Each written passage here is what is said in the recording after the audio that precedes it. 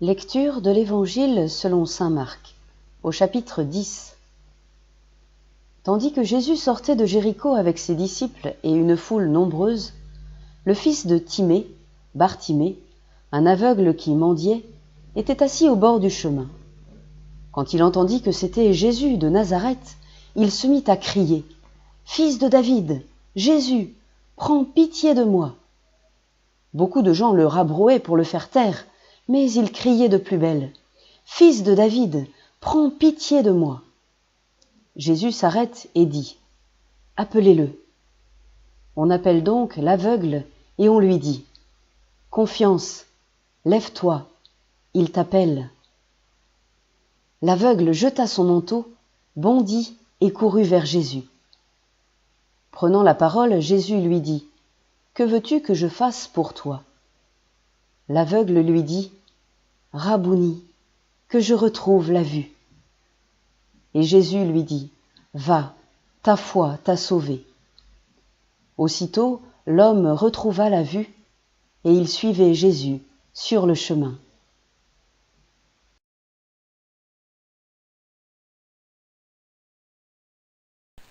Sur la route qui va de Jéricho à Jérusalem, un homme est assis au bord du chemin. Et cet homme, l'Évangile ose nous le présenter comme modèle. Regardez bien et prenez exemple. Prendre exemple ? Mais prendre exemple sur qui ? Un homme ? Un mendiant ? Un aveugle ? Qu'a-t-il de si particulier cet homme pour que l'Évangile le présente comme exemple à suivre ? Il est aveugle, en train de mendier. Il est assis. Peut-être peut-on déjà se reconnaître quelque peu dans cette description. Ne sommes-nous pas parfois un peu aveugles sur nous-mêmes, sur les autres, sur Dieu ? Ne sommes-nous pas aussi mendiants, en attente, assoiffés, affamés, que ce soit de biens matériels ou peut-être plus sûrement d'affection, de reconnaissance, d'un regard qui se pose sur nous ? Oui, nous sommes tous un peu cet aveugle sur le chemin. Tandis que Bartimée, cet aveugle, donc est là, assis et mendiant, une grande foule s'approche et va passer devant lui. Curieux, l'aveugle interroge quelqu'un : « Qui vient par ici ?» Il apprend que c'est un certain Jésus de Nazareth. Or, Bartimée le connaît, il en a entendu parler. Il crie et il appelle. Et son cri est une véritable explosion de foi. Il reconnaît Jésus pour ce qu'il est réellement. Non seulement un guérisseur, un thaumaturge qui pourrait l'aider et le guérir, mais bien plus, il est le Messie attendu par tout Israël, celui qui a reçu l'onction, le fils de David. Et en tant que Messie, son rôle est clair pour Bartimée. Jésus est venu pour prendre les hommes en pitié, pour leur faire miséricorde et les sauver de ce qui les fait souffrir et les conduit à la mort. Dans cet appel et cette reconnaissance, dans ce cri de foi et de confiance, Bartimée est un exemple à suivre. Le voilà, le Messie, celui qui vient pour nous sauver. Je sais qu'il peut faire quelque chose pour moi, selon sa volonté et son plan, parce qu'il sait toutes choses. Il sait ce qui est le mieux pour moi. Bartimée nous enseigne aussi la persévérance. En effet, la foule le rabroue, veut le faire taire, mais lui, criant de plus belle, continue de demander la pitié de Jésus, ce Messie qui passe devant lui. Il persiste malgré les obstacles, il crie pour se faire entendre. Voyant son insistance, sa confiance, Jésus s'arrête et le fait appeler. Il ne l'appelle pas lui-même. Pour moi, en agissant ainsi, Jésus montre comment chacun, quel qu'il soit riche ou pauvre, malade, peut être l'intermédiaire entre Jésus et la personne mendiante. Chacun peut transmettre à l'autre ce message de confiance. Confiance, lève-toi, il t'appelle. N'ayons pas peur de transmettre ce message de Jésus lorsque nous croisons sur notre route des mendiants, des aveugles, des assoiffés, des affamés.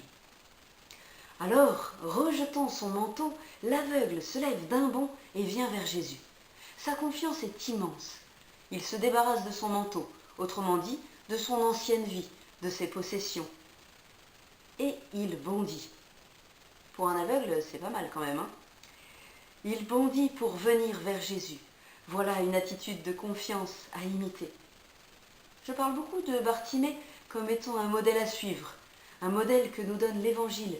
Peut-être est-il temps de justifier cela en nous intéressant brièvement au passage précédent et suivant ce texte. Juste avant cette rencontre avec Bartimée, Jésus venait de discuter avec Jacques et Jean, qui demandaient à bénéficier d'une faveur, siéger à sa droite et à sa gauche. Ils voulaient les honneurs, la reconnaissance. Eux aussi sont des mendiants.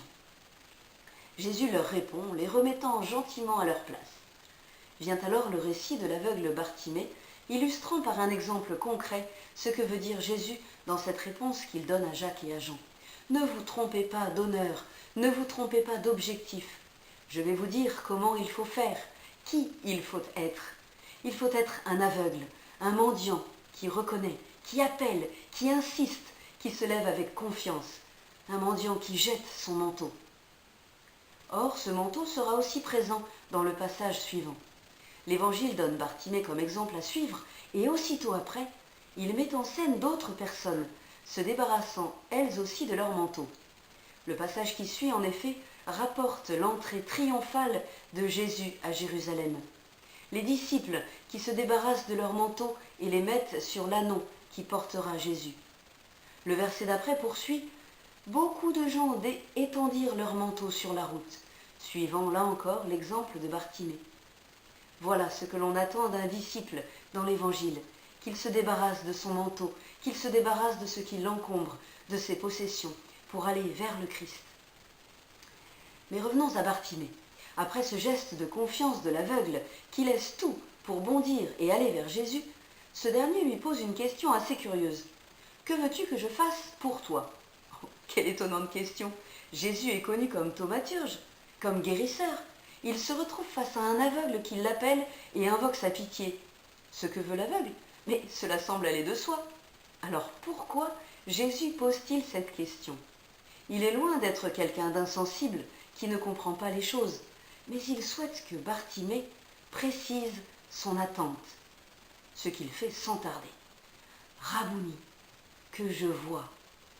Nous constatons que la relation entre Jésus et Bartimée a beaucoup évolué en l'espace de quelques versets.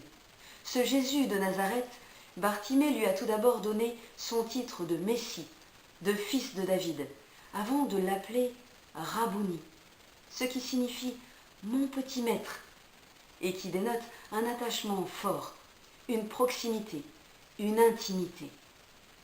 C'est le titre que Marie-Madeleine donnera à Jésus après la résurrection, lorsqu'elle le reconnaît enfin dans le jardin. La réponse de Jésus à cette attente de Bartimée est elle aussi très étonnante. Il n'agit pas, il ne fait rien, il dit juste « Va, ta foi t'a sauvé ». Cela suffit. La foi suffit. La guérison n'occupe que très peu de place dans ce texte. Là n'est pas l'essentiel. Le texte cherche avant tout à nous présenter un modèle de disciple, un modèle à suivre. Et cette attitude de disciple trouve sa plénitude, son achèvement, ou plutôt son commencement, dans la petite phrase de conclusion. Et il suivait Jésus sur le chemin. Bartimée, comme tout disciple, se met en marche à la suite de Jésus vers Jérusalem.